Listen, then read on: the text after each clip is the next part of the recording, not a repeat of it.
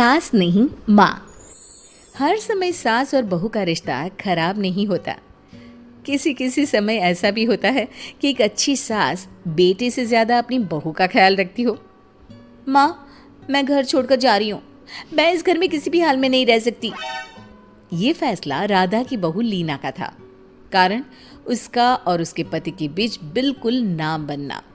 अरे क्या हो गया बेटा? और ये गाल तेरे कैसे लाल है? फिर से उसने तुझे मारा क्या? वो अब नई बात नहीं है माँ, लेकिन आज तो उन्होंने साफ साफ बोल दिया कि वो मेरे साथ नहीं रहना चाहते। अच्छा, क्यों भाई? क्यों नहीं रहना चाहता? जरा बुला तो उसे। तभी वहां प्रशांत आता है। हाँ, क्या है माँ? क्या बात हो रही है? क्या बोल रही हो? मैंने कहा ना एक बार कि मैं इसके साथ नहीं रह सकता, बस। अरे ना रह, किसने कहा? निकल जा घर से। प्रशांत माँ की बात सुनकर हैरान हो जाता है। हैं?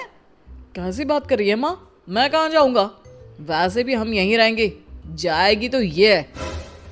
लीना रोते हुए अपने कपड़े पैक करने चली जाती है और घर से निकल ही रही होती है कि रुक, तू कहाँ चली कपड़े लेकर? कैसी बात कर रही है माँ जी? वो साफ साफ तो बोल रहे हैं कि मेरे साथ नहीं रहना चाहते, तो क्या करूं मैं? हाँ, तो उसे ना रहना है तो ना रहे, जाए यहाँ से। तू भूल गई बहू, घर मेरे नाम का है, तेरे पति के नाम का नहीं। तो निकलेगा ये, तू नहीं। कैसी बात कर रही है माँ? मैं बेटा हूं तेरा, ये जाएगी घर से बाहर।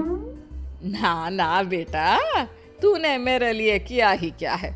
अरे सारा दिन ये बहू है जो मेरा ख्याल रखती है।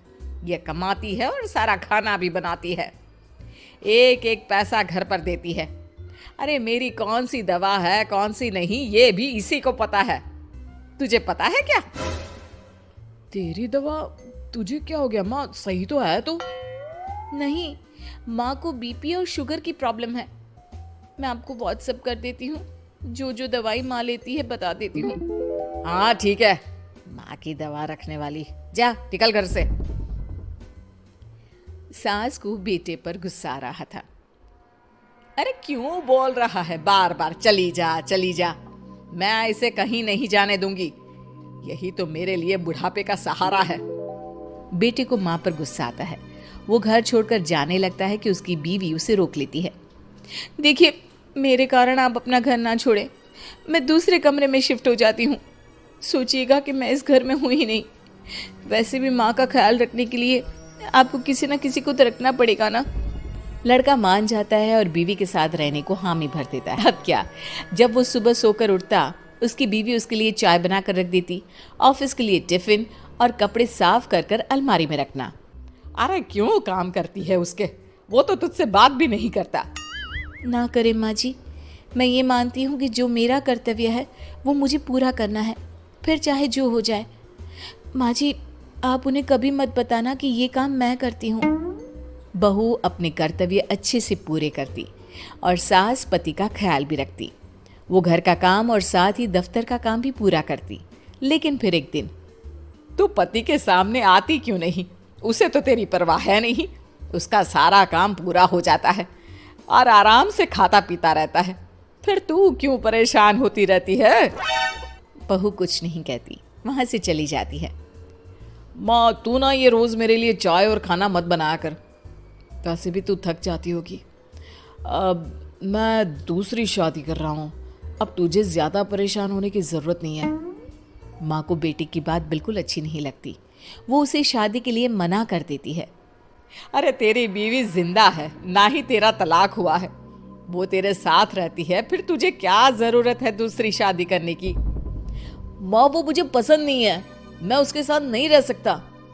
उसे ना मेरी फिक्र है ना आपकी, मुझे उसके साथ नहीं रहना। बहू के कहने के कारण माँ बेटे से कुछ नहीं कह पाती।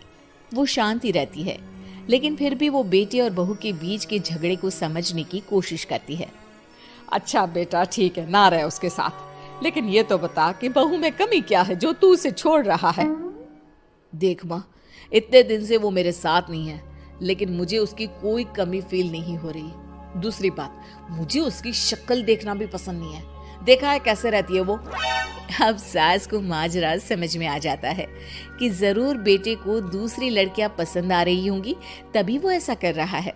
बेटे के जाने के बाद वो बहू को बुलाती है।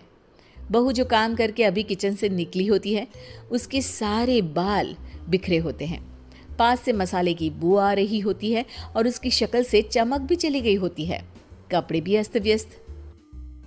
बेटा तू खुद का ख्याल क्यों नहीं रखती है? माँ जी, वक्त ही नहीं मिलता, फिर आजकल तो ऑफिस घर से ही चल रहा है, तो क्या ख्याल रखना।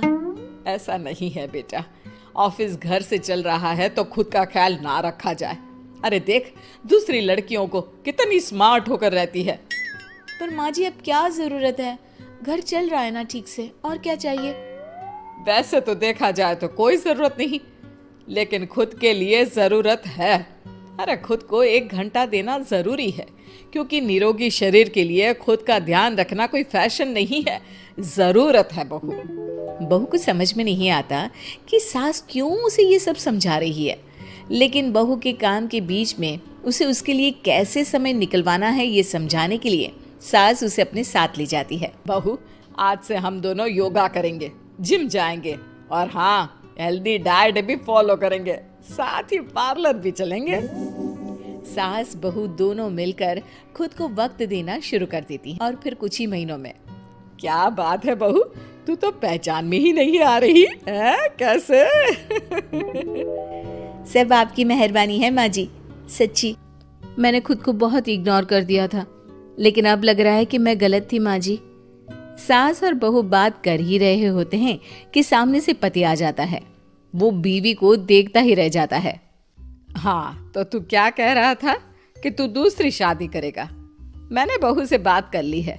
बहू, अब कल से तू जो इसे खाना बनाकर टिफिन देती थी ना, इसके सोकर उठने से पहले चाय रख देती थी, इसके कपड़ों से लेकर सारी चीजों का ख्याल रखती थी ना, वो छोड़ देना।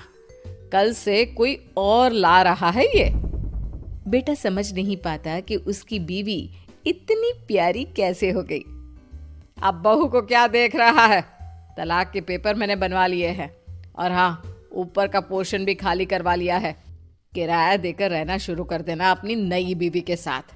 मैं तो अपनी बहू को नहीं छोड़ सकती। माँ, मैं भी नहीं छोड़ सकता अपना परिवार, मेरी बीवी और इस घर को। मुझे माफ कर दो आप लोग।